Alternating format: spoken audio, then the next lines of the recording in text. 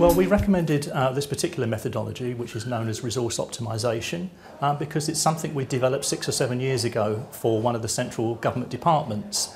And although we knew that it would work in that environment, what we hadn't had the chance to do was to try it out in local government. So this was a good opportunity in partnership with Capital Ambition to put that to the test.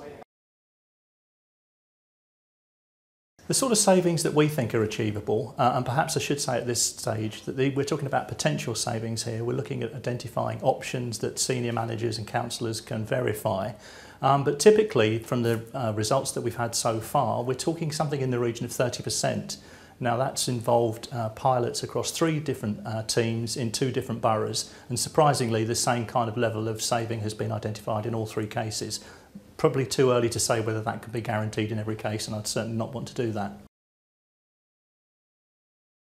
Pitfalls for authorities in thinking about going down the RO route. I think the obvious one first is don't just salami slice. Different types of work lend themselves potentially to greater savings than others, and there's a real risk of just taking a blind 30% or 40% cut across the board. I think that's the first one.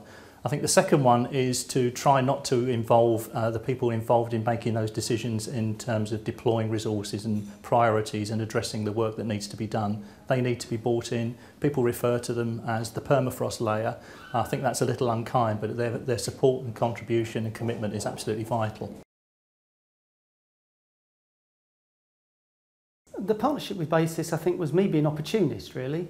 I'd picked up some work on flexible working, went to a Capital Ambition presentation where BASIS were showing the work they'd done with somebody else. I volunteered for Bromley to participate and got some funding to do that.